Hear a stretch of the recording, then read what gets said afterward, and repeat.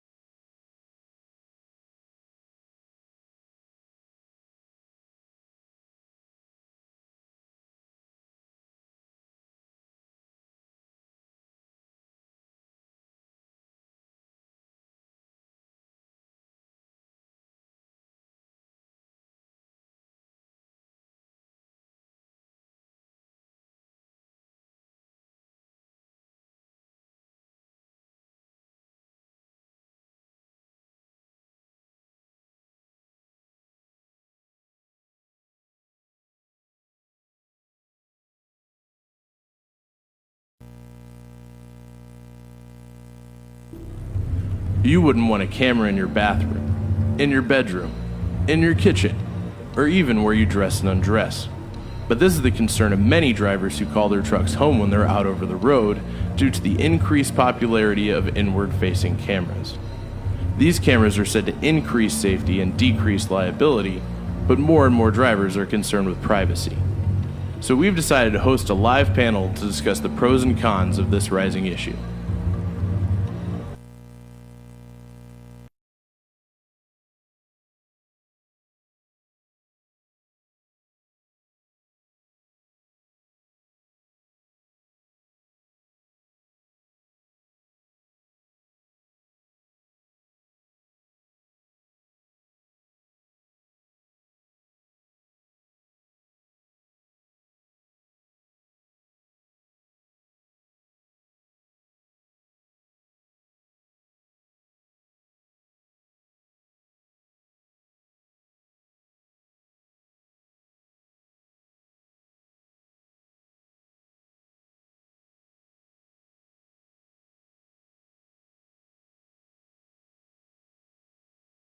And just industry leaders as well. So anyway,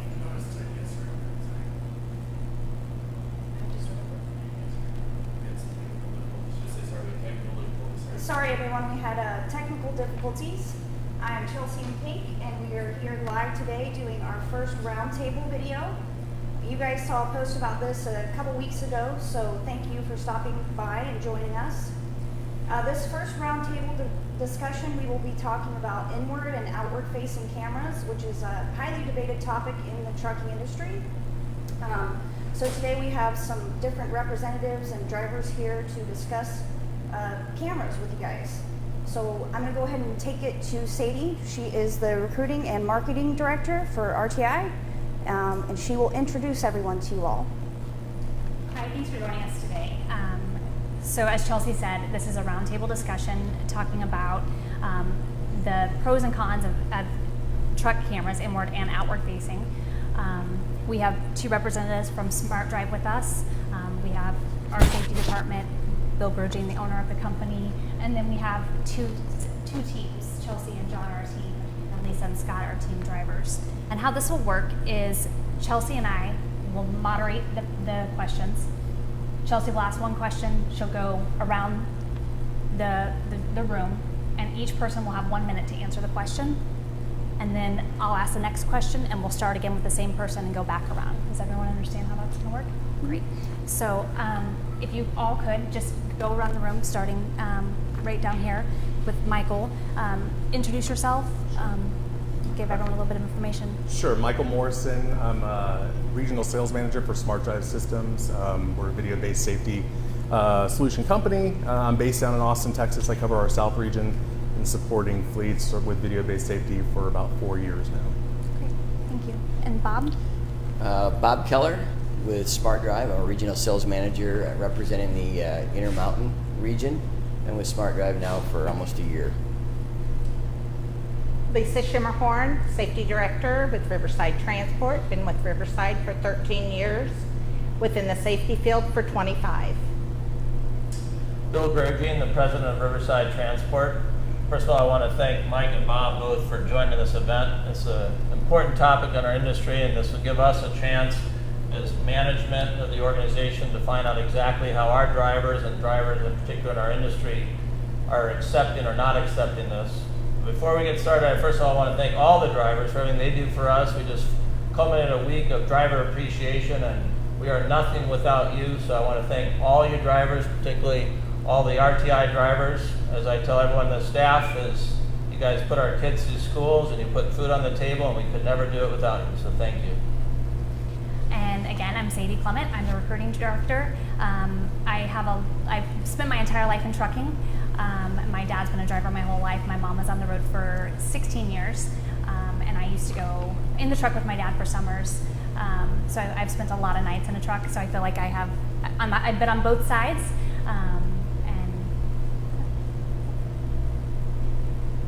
Hi guys, I'm Chelsea. I have been a recruiter with Riverside Transport for 3 years. Recently, I transitioned into being a driver for Riverside Transport. So haven't been in the industry too long, but I have got to experience both sides of it. My name is John Douglas. I've been driving for about 24 years. Within that time, I've worked my way up to a senior driver trainer at a larger company. So I've not only have I drove, I've trained, and the process of training Chelsea. So. Lisa. I'm Lisa Carlin. I've been a professional driver for 17 years, and I team drive with my husband Scott. My name is Scott Carlin. Like I said, my wife and I, we've been team driving together with Riverside for about 11 years altogether. I've been with the company for 12 years. I've been driving for over 17 years. I've traveled all over the country in all kinds of conditions. I also was a driver in the U.S. military, deployed twice. Was a convoy commander, platoon sergeant, understand supervision, understand operations, understand safety pretty well from the military side of it. Thank you all. Okay, so we're going to start with our first question. And so the first person to answer the question will be Mike. And the question is, many drivers feel that inward-facing cameras are an invasion of privacy. Would you agree or disagree with this statement, and why? Sure. So, like I said, I've been doing this for 4 years. Whenever fleets are looking at this type of technology early on, often the pushback is from drivers, right? Inward-facing camera, I'm in my truck more hours in the day than I'm not. Don't necessarily want to have a video that's on me running 24 hours a day. We totally get that. From a video-based safety standpoint, we incorporate different functions in our technology to limit that invasion of privacy perspective, right? So I think it might be helpful, just high level, just talk a little bit about how the solution works, just high level. So we're an exception-based system. So if drivers are going down the road and they swerve to hit a deer, that may look like a risky event for our system. That event offloads, sends it sent up to the cloud. There's no risk in that event, right? Now, if that same driver's going down the road and they swerve and it turns out they were looking at their phone at the time, that's a risky event that Riverside or any fleet might want to look at because there's a potential habitual texting event that's happening there. So the goal is to identify risk within the fleets that we're working with, but not necessarily invade privacy, right? We don't want to. The system doesn't have the capability to have anyone look in on you on an as-needed basis. There's no way to get in on a 24-hour basis and just look at what's happening within the cab of the truck. Well, So I would disagree. The whole idea of video-based safety is there's never video offloaded unless there's an event. So if the professional driver is doing everything that they're supposed to be doing, there's never an event offloaded. There's nothing to review. So when that event happens, video along with some of the other, how fast are you going, where were you at when that happened. Those things are all detrimental in exoneration, right? So 80% of the time there's an accident involving a commercial vehicle, it's the car's fault. But 80% of the time, who pays the bill? I'm kind of neutral on this point. I could see both sides of the coin. So first we have to understand, what is the camera looking at? Is it looking at the office space of the tractor, which is the driver's seat and the jump seat? Or is the camera looking back into the sleeper? I would say if the camera is looking across the cab in the office part of the truck, to me that would not be an invasion of privacy. But if it is invading the sleeper berth portion of the truck, yes, it could be an invasion of privacy. Well, I think that invasion of privacy is probably an individual decision. Some people probably would consider something different than someone else. What's an invasion of their privacy? So if you take it from the person's perspective, are you or are you not? I think clearly if the camera's in there watching me, for me, it would be an invasion of my privacy. I also would agree that it's an invasion of privacy. Having spent as much time in a truck as I have, I know you change your clothes, and I understand what you're saying about it. Not all of the events can be pooled. It's not going to record all things, but I think that in general, people have a distrust of technology and cameras and things like that, hacking, and these things do happen. Sure. And I think that's a real concern for. I mean, no one here would want a camera, whether it recorded or not, or just came on at certain times where we go to the bathroom, where we eat, where we change our clothes, where we shower. I mean, that's just my personal opinion. No. Yep. Okay. John? Don't mind. So yeah, I kind of agree with Lisa somewhat on this. I have watched your guys' videos. I have seen the field of view on some of the cameras, and it's literally from roadside to curbside within the driving space. However, the truck that was in the video just happened to be a day cab. So with that being said, the curtains would have to be drawn in order for you to gain that privacy. But there again, anybody that takes this job and thinks for a minute that they're going to have privacy, they're misled. Once you sit behind that seat and you drive that onto a public highway, you gave up your right to privacy. You are in the public view, no matter what you do. So in order for you to gain that privacy, you would literally have to stop the truck and get in the sleeper to get your privacy. But in that driver's seat, as much as I hate to say it, you're in public view. You gave up your right to privacy. Can I ask a question about audio, which I didn't research that? Can it record sound too? You can. Okay, because there's where I have an issue, because if me and my husband are having a conversation in between shifts and there's an incident hitting a pothole or anything like that, I don't want somebody to know what we're talking about privately. Or if I'm paying a bill, giving my credit card number over the phone, I don't know who's at the other end of that camera listening to that information. And that is a huge concern for me. So that's pretty much, so yes, I do believe it's a huge invasion of privacy. Well, for me, the perspective that I take is yes, I do agree to a great extent with what you've said about you're in the public view. I mean, you think about it. We go out on the road, there are cameras everywhere. I mean, there are cameras. Yeah, you can't get away from them. Can't get away from them, right? The one place I don't have a camera, though, pointing in my face, is in a truck. I didn't sign up to be on Ice Road Truckers. I'm not getting residual checks to be on Ice Road Truckers. I went, if you think about it, I served this country for 27 years. I'm also a professional driver, and I want to stress that word professional. Maybe the newer people coming into the industry may feel differently, but I take the word professional seriously. To me, not only is the fact that I was a service member who fought for the Constitution, and I deeply believe in freedom, I'm not willing to give up. I'm not willing to give up what I consider my constitutional right of not being spied on.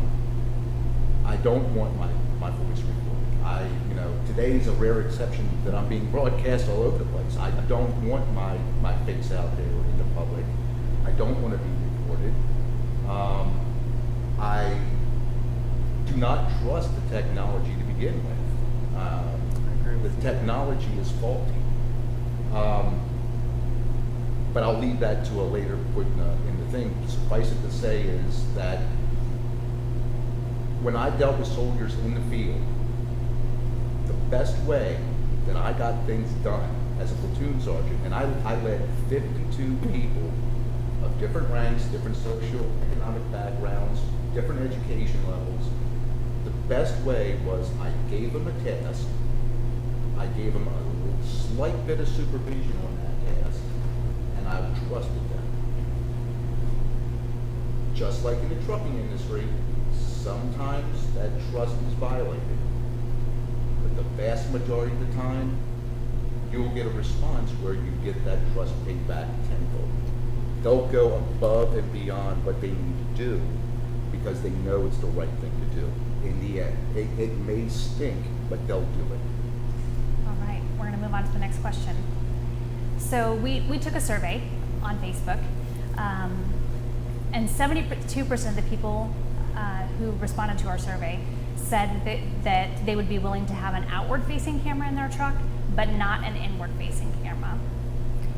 Can you think of any benefits that the inward-facing camera would have over just the outward-facing camera? What could be gained from both cameras that could not be gained from just the outward-facing camera? I've tried to go through, and I've done a lot of research on this, and I've tried to go through what would be beneficial in that. Now, the argument can be made that there is a ability to use the video as a training method or a training tool, something that safety can use to say, hey, we need to talk about this. We don't like the fact that you change lanes abruptly. You're not switching back and forth enough, looking at your mirrors. You're not doing this. You're doing that. But again, I think that would be the only benefit. I don't think beyond that there's much to be gained by this technology. I don't think there's anything to be gained. Actually, I think it goes the opposite way. It becomes a liability because nobody's perfect. They can take that video, Lord forbid something happen. The stated purpose of the video is to identify and report risky behavior. But who's making the determination of what risky behavior is? Like Lisa, she's pretty strict when it comes to safety. So if I'm taking a sip of my coffee, is that risky behavior?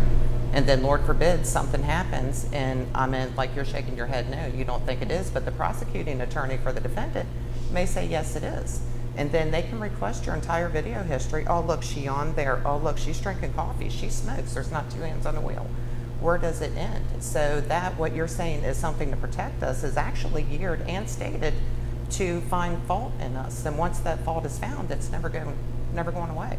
And so until you have a fleet of perfect drivers, it's nothing but a liability because then they're going to turn around and say, Mr. Grogine, why didn't you address this? So I don't see any benefit and only negative effect. I was fortunate enough to have a little bit of a conversation about this, Bob, or just a little bit ago.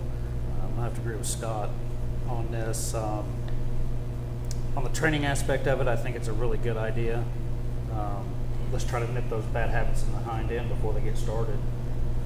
Really about the only other benefit that I could see, and I agree with you too, Lisa, on a lot of what you said. High security loads, munitions, Treasury Department, for security standpoint. I can understand the need for it when it comes to something like that, or just high security loads or in training, I think would be the only benefit. But then you've crested over that slippery slope of once you get them in one truck, some lawmaker or legislator somewhere is going to think it's a good idea for everybody, and then you can't come back from that. look at the e-logs, will never go back. Once you do it, and once it's in one truck, you can't go back. You can't take it back.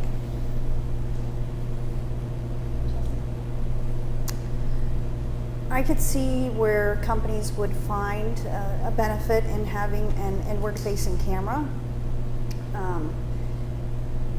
Some of the benefits, I definitely agree with you guys for training purposes, knocking bad habits out of the way in the beginning.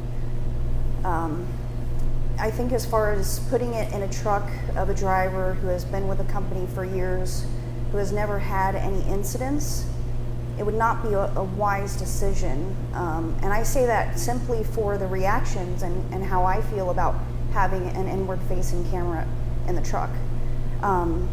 So as a recruiter, bringing in drivers, I would oftentimes see drivers who had a clean record for 20 years, and then something small happened, and their record was no longer clean. Unfortunately, that does happen. But as far as an inward-facing camera, these small benefits that we have mentioned are not worth losing what's left of driving a truck, and I think that's what an inward-facing camera would do. I guess clearly if it were a situation where it exonerated the driver, clearly that's a benefit to the driver. The question is, how do you get there? So I'm still learning and appreciate hearing all sides of the story. So I'm going to pass it to Lisa. Okay. If I understand part of the question correctly, is also with the mitigation systems we have in the truck, would there be an advantage of having an inward-facing cam? We all know with the mitigation systems, we do have problems with the inner structure of our highway. So sometimes a shadow across the roadway or something will cause a hard break. An inward-facing cam will also allow me to see a driver's reaction time to that, to show that there is not something going on inside the cab that also caused the hard break. So again, it would exonerate the driver in a case like that. Again, back to the technology. So if the driver is doing everything that they're supposed to be doing, and I've kind of forgot to mention, I grew up in this industry as well. I've driven from coast to coast, so I've got a little time behind the steering wheel. If I'm doing everything that I'm supposed to be doing, the video's never offloaded. The company never has the ability to go in and look at you to see what you're doing. There's no reason to. There's no event. So if there's an event, no matter whose fault it is, that's when video then is captured and offloaded. And at that point in time, if you're going to go into a legal battle and you're not at fault, don't you want everything that you can have to help exonerate you? Bob, when it offloads, how much time is offloaded? 10 minutes, an hour, a day? So when an event is triggered, there's 10 seconds before and 10 seconds after. My camera's better. Mine does 2 minutes before and 2 minutes after. What? Excuse me. I have a dash cam with audio, and mine records. In fact, I've actually got to utilize it and gave it to Lisa. Yep. Mine actually records 2 minutes prior and 2 minutes after an event. But this is a piece that's being downloaded. Correct. This is being downloaded. How is it downloaded? Through It's the downloaded. sky or physically when the truck comes in? It's downloading through the cellular network. Cellular network. Right. You bet. So there has to be an event. There's no, the company, the system is not physically capable to allow an individual to log in and look and see what you're doing. That's not happening. So if I'm at the 10 and 2 and I'm using my Smith system and something happens, all of that benefits me and exonerating me and what's going on, along with was the cruise on and I'm on icy roads or not. So the more you can pull into this, the better off you're going to be, and it protects you, your CDL, your livelihood. So I don't see an issue with the inward-facing camera. There is no. It's not there. It's not for a live feed. Nobody to tap in and see what I'm doing. The keypad that is also utilized allows you on your brake. So when the truck is stopped, to log off and on the inward facing camera then quits working. It's enabled or so. Yeah, I think I agree with most of the points here around training and CDL protection. From a training perspective, the fleets that we've worked with, we've seen 10-year drivers go into their discussions with their safety managers, and it's no longer a guessing game around harsh braking events. It's, hey, you had a harsh braking event, and here's some risks that we saw along with it, and here's also some good things that we saw along with it. It's a very black and white discussion, and I see this, you see this, let's talk about it. Okay, great, get back on the road and we'll move on, right? From a CDL protection standpoint, we've seen multiple instances where we've been able to get footage out to the scene of an accident where a truck's been cut off by a four-wheeler, right? Been able to show that video to the police officer on the scene, and having the outward-facing video is great, but having the inward-facing video to show that you were doing everything you should have been doing at the time of that event is also helpful as well. And we've had police officers write in police reports that they've seen the video, and it was the four-wheelers were at fault based on the Smart Drive video they've seen, right? And now, to the point you made earlier, there's going to be the flip side of that as well, right? When something wrong, you're out on the road, no doubt, there's cases where the video may not be in your favor. We're not saying that's not going to happen, but what it does for Bill is he can your team can make a determination quickly about how you want to move forward with that, and there's no guessing games between drivers and the fleet and the third party out on the road. Can I ask a question? Okay. Is there a trigger button inside the cab? Say a driver's pulled over and the officer says, hey, he was on his cell phone or she was on her cell phone. Is there a trigger button in there that the driver can turn on that inward facing cam that backdates the 10 seconds to show they were not on their phone? Yeah, so there is a trigger button in the camera, in the cab. So if a driver they can hit that trigger button whenever they like, right? It's mounted on the dash, hit the button. It triggers just like a swerve event or a speed event or a braking event. 10 seconds before, 10 seconds after that trigger, it's offloaded. And again, it's offloaded to the fleet, right? Whoever has access on our side, we'll talk about that here shortly. And you'll have the ability to watch that video. So there is a level of control, and it can be used in multiple contexts too, right? There's you go drop off a load, there's a gate closed, you can't get in, trigger the video, right? Now you have a timestamp. For 10 seconds. Right, for 10 seconds. So what's the point? It's going to take a cop longer than 10 seconds to turn around to pull you over to say you were on that cell phone. So I mean, what's the point? Right. So for the purposes of the button, it would be a 10-second trigger, right? If we need to go get 5 minutes of footage or 10 minutes of footage prior, yes, that's accessible. It's done back at the office here, and there'll probably be a process in place around how that footage is pulled off and when it would be pulled off. And you'd be able to contest it, right, Lisa? Correct. Then Correct. I could challenge it through data queue and get it removed off of the driver That's and correct. the carrier. Okay. I was going to say, but like he said, you're supposed to be 10 and 2. If you're 10 and 2 and doing everything you're supposed to be doing, everything's fine. But do you think we sit there 10 and 2, 11 hours a day? No, we're smoking a cigarette, or like me, I smoke, drinking a cup of coffee. What happens who makes that determination of what is acceptable behavior or not? So if you're doing anything other than 10 and 2, are you automatically, that could be used against you. No. If you're at 10 and 2, or there But has if to you're be a not triggered 10 and 2, event. what if So you're there's- paying attention, you're going down the road and I've got a coffee cup in my hand or a cigarette in my hand, I don't have two hands on the wheel. Can it get whittled down to that point where if I'm anything other but 10 and 2 straight ahead, then, and there's other triggers like hitting a pothole with strong wind. That thing can go off at any time. Sure. And I'm sorry, can I ask for clarification? You said it goes back 10 seconds, but we could, at the office, pull prior to that 10 seconds? You can request that footage to offload prior to that 10 seconds. Correct. Okay. How much footage? Days? Weeks? Weeks. But I thought that the footage wasn't pulled unless there was a triggered event. Unless That- there's an event.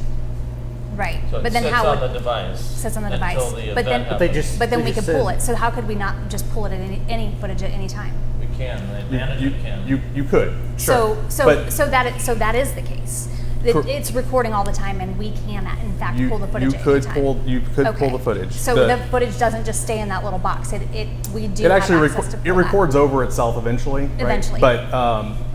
But it wouldn't come off the box until a request was made, and usually the request is going to be for a specific reason. The truck comes back with mystery damage. Something happened out on the road at a truck stop where there was limited impact. Maybe an event wasn't triggered because it was just minor fender bender, but it damaged your truck. Right? Road rage out on the road, right? You're going to capture an event. You get a call in about a driver out on the road. Your driver says, "Hey, that didn't happen. I don't know what you're talking about." There's no triggered event because nothing happened. Well, now you can go back and pull that footage off and validate the claims of the drivers and say, "Hey, you know what? We believe you, right? We got a phone call about you yesterday at 5 o'clock out on the road. We pulled a couple minutes of footage based on what we heard from that phone call, and you're right." But it is in fact recording all the time. Only gets basically flagged if there was a triggered event, but it is being recorded all the time. Correct. It's like a 100-hour DVR, just continually records That's over correct. itself. Correct. So, Yep. So I do want to get back to the original Sure. questions, but I do have one additional question to add on to that. Well, actually two. So the first one, I know that this wouldn't happen necessarily in our safety department, but because I know Lisa is thorough. But let's say that another safety department requested your guys' product and they got it, and the safety director hired someone, gave them access to request certain footage, and whoever they hired decided, well, you know, I'm kind of curious about this driver. I want to see what they do all day long. You know, I'm going to make up a story and send it to Smart Drive so I can watch them. How do you guys, when you are selling your product, how do you convince fleets and drivers that kind of Abuse. risk is not there for those drivers? Sure. No, we can't prevent rogue employees, right? That's not Right. our system's not built around that. But we have built in some account security and logins. So anyone back here at the corporate office is going to have a unique login. We're going to know when they logged in, if they logged in, when they logged in. If they choose to download a video, we're going to know who downloaded the video. Okay. Right? And we can give access rights to anyone who has access to the system. It's a web portal, right? You log in, you're logging into the cloud, and the videos are there. So access rights to different individuals at different levels.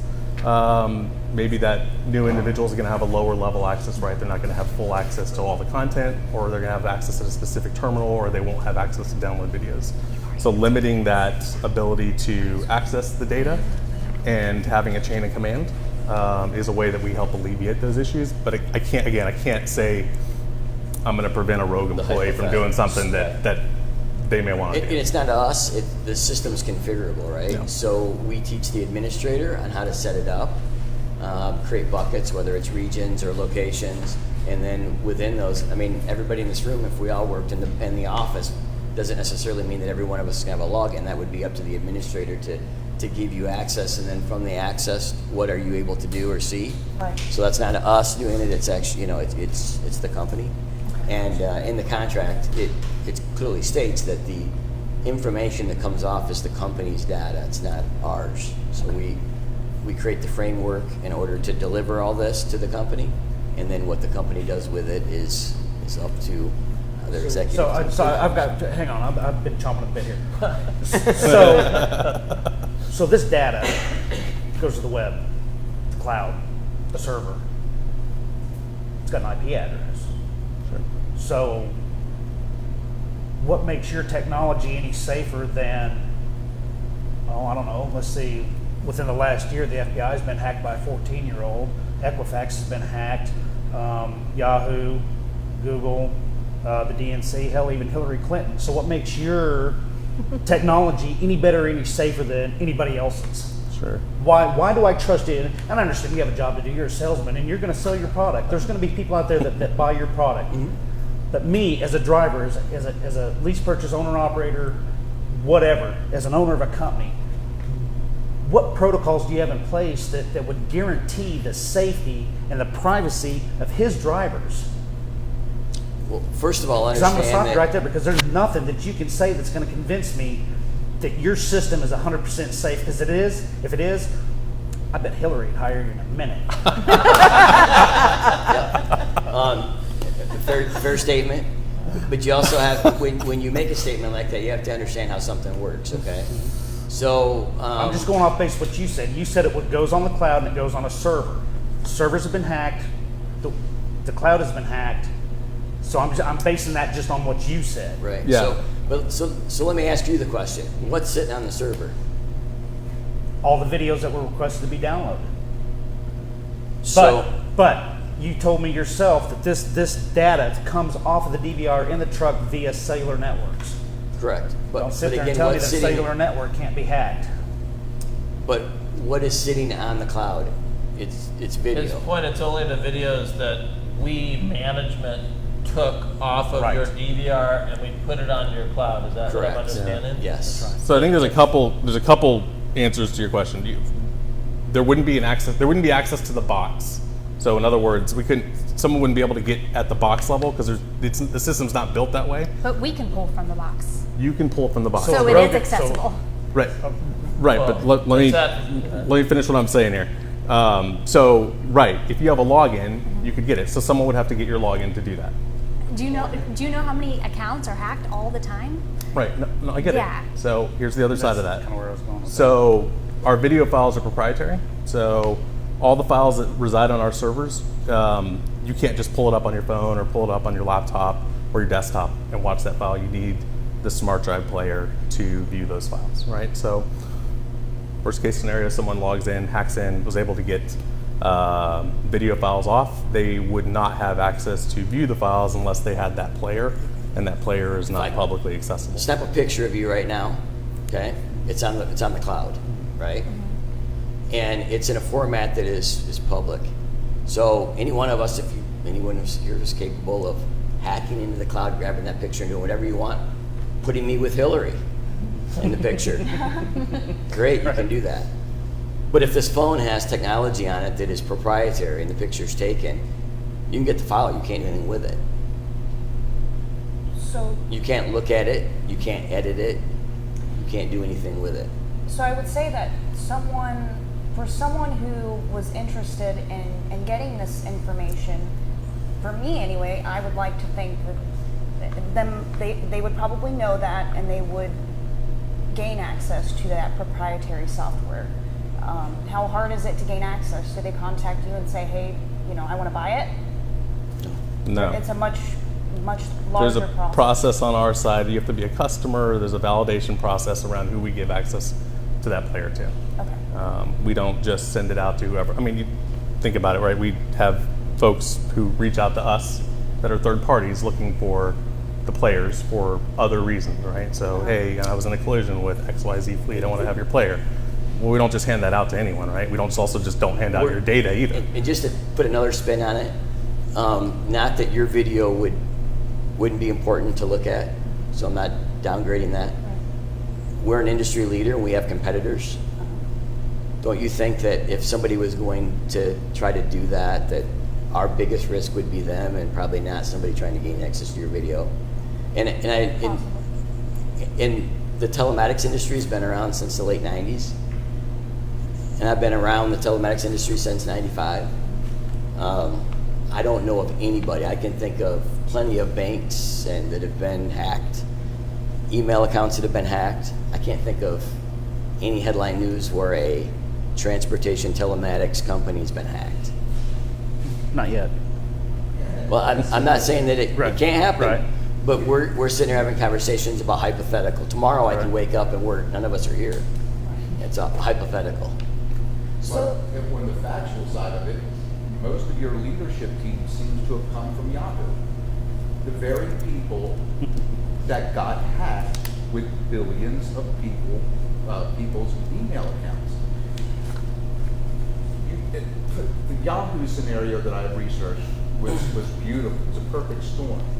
They didn't even know that they were hacked. It started back in 2013, and the company didn't even know it happened until they were notified by the FBI and other law enforcement agencies until the year 2016. And then the outgoing CEO of the company had to admit a second data breach that affected another 13 billion people. And it went across 4 different platforms. Didn't even know it happened. It's great to have proprietary, soft Control. It's great. But, there are hackers who do stuff just because. Just to do it. Just to do it, just because it's.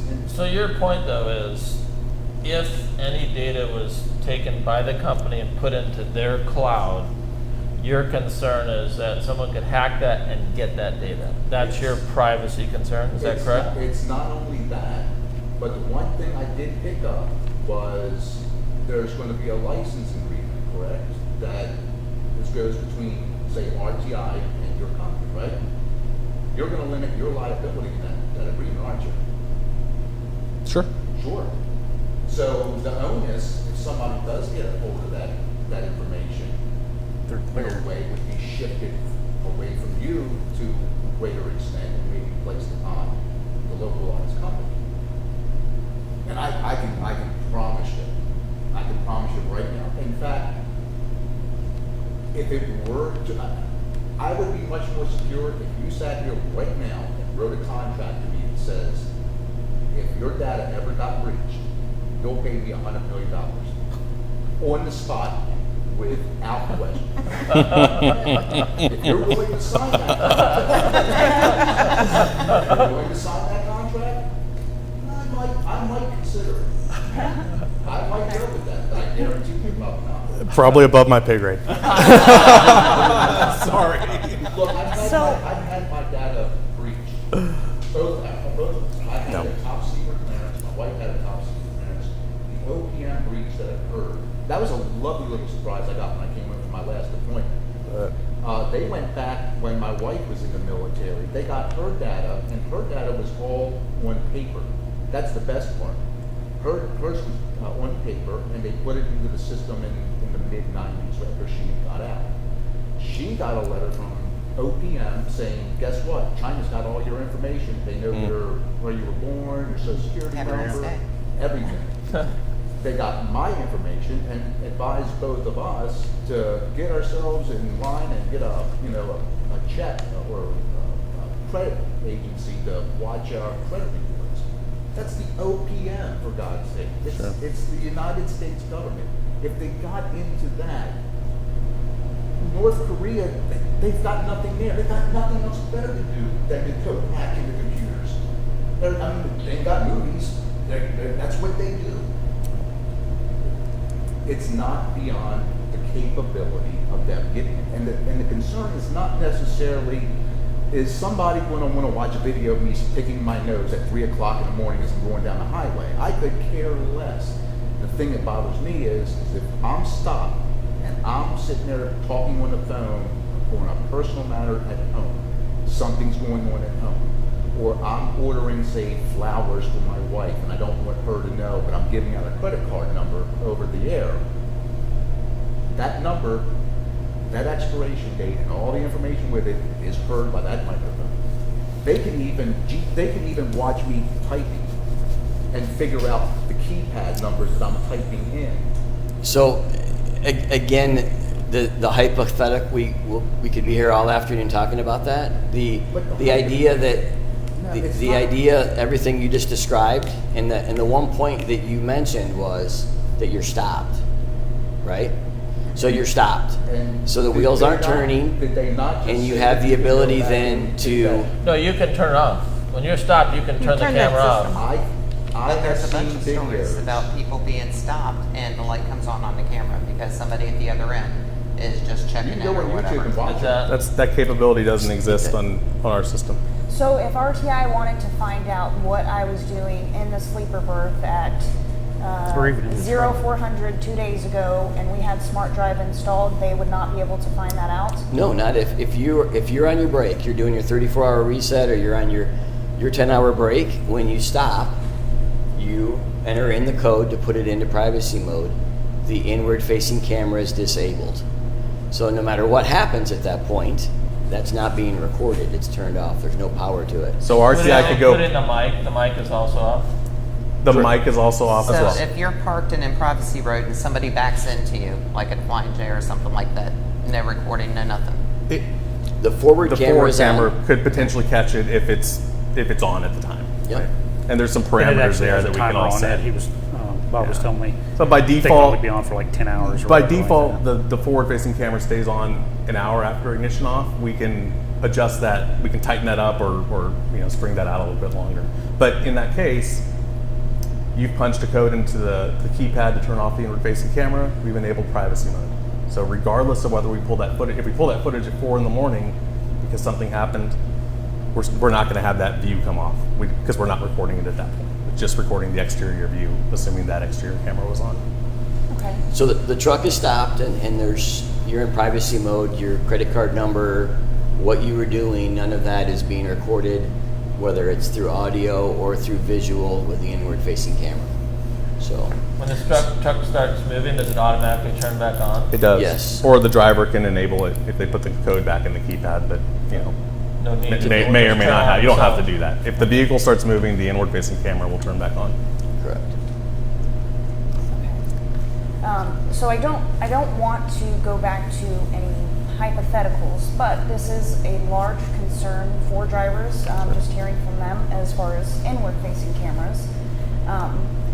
And I think that there are some drivers who really don't understand how a company like your technology works. So definitely getting this information out there to them is important. Sure. But I think after you tell them that, then their concern is, well, what happens when the next company goes to someone like Lisa and says, Lisa, the guys at Smart Drive, they're only recording 10 seconds forward and 10 seconds backwards of this event, but here's our product, and it records from the time the driver starts moving to the time that they stop the truck, and then they explain their benefits, and then the industry moves towards that. You guys being in this industry, I'm sure you've gone to conferences and things like that. Do you hear of camera makers, and do you hear talks of that sort of situation? Well, the one thing that I want to point out is Smart Drive is not a camera company. Okay. So we're not Nikon, Canon, or we use cameras. We're an analytics company, so we're trying to identify and mitigate risk out of a fleet so that you don't have the accident.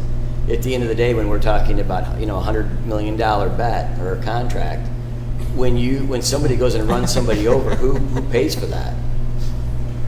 The owner. And if he doesn't have enough insurance, he goes out of business. So And they're not what even happens to cameras? you? And Now, a you're out doing forward-facing everything camera. you're supposed to be doing, right? But you're. And the guy sitting next to you has that accident, and next thing you don't have a company or a truck to drive. A But forward-facing camera. A forward-facing camera would catch what's going on.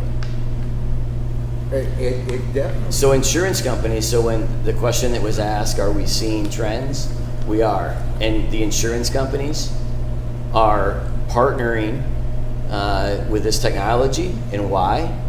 Because these accidents, the frequency of accidents are increasing. The driver pool and the And ask yourself why the accidents are increasing. Why? Do you know why? I can tell you why. Bill Clinton said it best.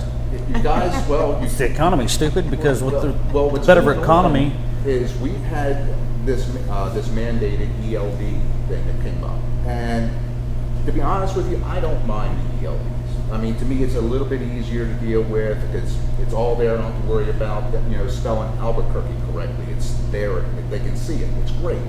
I know how to operate it. There are many drivers who are resistant to it. What you're seeing right now going on is the drivers who used to be able to plan their routes really well to hit the truck stop at a certain time, hit a rest area at a certain time, to get their 30-minute break, thanks Obama, that would pull off into those areas and have a safe parking spot, right? They're now running into issues where they're going down the road, they haven't planned out properly, and they're hitting the shoulder on like Interstate I-70 every day. Somebody will just pull off and hit the shoulder on the road to take a 30-minute break because the technology was pressed upon them. It's now mandated. So now people are doing what I call stupid because they're trying to figure out, because when that computer says you got 1 minute left to take your 30-minute break, start your 30-minute break or you're in violation, they're going to pull over on the side of the road.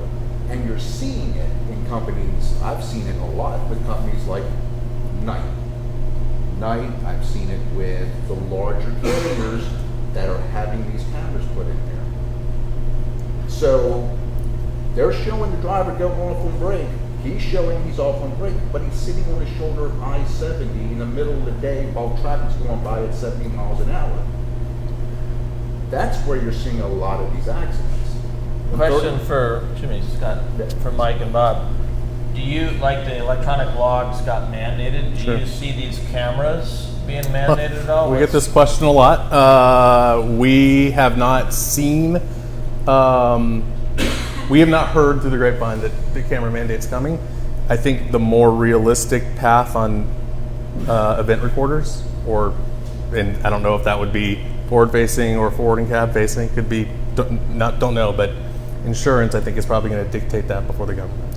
So- That's where I so see. it's- That's where I So see the it going. answer is no legal. I think it's on, was it map 21? Map 21, yes. Yeah, there's been some conversation from the legal aspect, but nothing. So there's no legal requirement, but from an insurance perspective, more and more insurance companies are pushing that technology in order for you to get insured. So Well, it's a good thing I pay for my own insurance. But can I have an example of how, let's say you have a forward-facing camera, and basically what I'm trying to ask is how can a driver-facing camera exonerate you on something that the forward-facing camera couldn't? as you're going through and building a case, what are you doing in the cab of the truck? So as an Right. attorney, if I'm trying to prosecute you, Right. okay, and I don't have that, I don't know what you were doing, and you have an accident, I'm now going to start building a picture that you were doing everything other than what you should have been doing to stop that accident from happening. When you have video of that, But hindsight is 20/20. So that same prosecutor is looking at my entire video history, and like I was saying before, you yawn 5 times, coffee cup in your hand, you can make somebody look bad. And they can we sit don't there- trigger off of a coffee cup in your hand, and we don't Okay, but if trigger I off hit a of a pothole cigarette. while I've got that coffee cup in my hand, because those things apparently go off all the time, it doesn't take much to set them off. Okay, so the triggered event, and so that we understand the technology and how it works. So you're triggering an event over a pothole. Okay. Okay, and you're using that as an example. First of Yeah. all, our technology, when we put it in a truck, there's a 30-day burn-in period, as we like to refer to it. So we do machine learning. So we're learning what type of environment are we working with. Are we working in oil and gas, and we're constantly on a dirt road, or are we on a highway? Are we inner city? So we do a little bit of learning the fleet, and specifically down to the truck on what the truck's doing. Okay. When does management have the ability to influence the triggers, like the 32? You do. Okay. And then even so farther is to continue on the process when this trigger happens, which is the pothole, not the cigarette, the cup of coffee, or... No, I'm just saying those were things that were accidentally But the- caught but while the- you had this random trigger. Yep. But the triggered event is the pothole. The video then might or might not be offloaded based on that environment that we're working with. Right. But how do we know Then that? it goes on to our folks for review. Okay, let's say that it is downloaded. You're saying the first 30 days is a learning period, so there's probably a lot there. Now, that prosecutor, Lord forbid there is an instance, they can take and look, oh, I looked left, I should have looked right. If I'd have looked right first, I could have had another half second on the brake. They could easily build a case by, hindsight's 20/20, looking at your actions and saying you should have did this or should have did that. I mean, because it's going to be a rare instance where you're going to see somebody 10 and 2 and then have an accident. And what I'm saying is in general terms, while you're going down the road, when an accident does occur, something happens in front of you, a triggering event occurs, You could be 10 and 2 and still have that accident. You could be drinking a cup of coffee and that accident is still going to happen. So in looking at the video data, that prosecutor can go and, or that defense attorney or the attorney that's suing could go back and subpoena the rest of that video data. So even if you're at 10 and 2 at the time of the incident, You know, again, we're kind of in this hypothetical world. So when we're talking about video history, the video history, my security and my rights of privacy are not a hypothetical. But So that's the real issue. I mean, we talked about how an accident would play out in the court system and such, but those are just conversations that really, correct me if I'm wrong, it's really coming back to the issue of privacy. Is that where your real issue is? Is that I just don't find the technology reliable. It's not only the privacy issue, but the technology in itself is not reliable because beyond that incident, that very incident of the accident, they can go back, like I said, they can go back and subpoena as far back as they want, and they can say, okay, well, this is the accident. This is the, but we got caught on tape here. This guy was smoking a cigarette. He wasn't doing 10-second reviews of the mirrors all the time. You see that? He yawned on June 16th at 3 o'clock in the morning. I'm building a case. They can build a case when that subpoena. But they can also build a case on your log data today, and you don't have any coverage behind you with the camera, right? So, the forward-facing view tells a story, but on the flip side, maybe you are doing everything right. I'm not saying I understand your point. I get it, but I think you could argue the flip side of that as well, right? You don't have necessarily event recorders today showing you what's happening in the cab and out on the road. There's going to be data that supports you as well, right? And supports you as a good driver. I would welcome the outward cameras. I'm all with that. I'm with the outward cameras. I'm a firm believer in them. I like them. I think it's a good idea. I just don't. I just think that any good lawyer. I mean, there's a guy named the Hammer that's in Indiana. His billboards all over the place. All over the place. You know who you're talking about. Yeah. Texas Hammer. I just gave him free Let's credit. ask this question. You said the technology is proprietary to us as a carrier. So the prosecuting attorney can subpoena you No. for this data? Or who do they If a- subpoena? Everything the that data I've is read the said company's yes, they data. can. They're subpoenaing the data through the company now. Well, the only data they could subpoena from them is the data that we upload into them.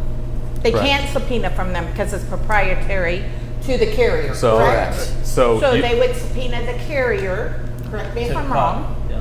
So then, under legalese, there's what is called preservation of rights. So if the prosecuting attorney did not ask for that preservations of rights or a dash cam or a camera event, then it would not be admissible in a court of law, because how long can a carrier ask for that? Lawsuits usually happen up to 4 years, Well, it's 5 all years over- after the event. It's all recorded over every 14 days, right? So right. The events, It's actually 100 hours. yeah. So the events that offload, they get so an offloaded event, right? We trigger an event, it gets offloaded. There's different thresholds here. Some events, if we trigger an event and we don't see any risk, so we review the event, we don't see any risk, the video event stays on our system for 30 days. Then it gets purged.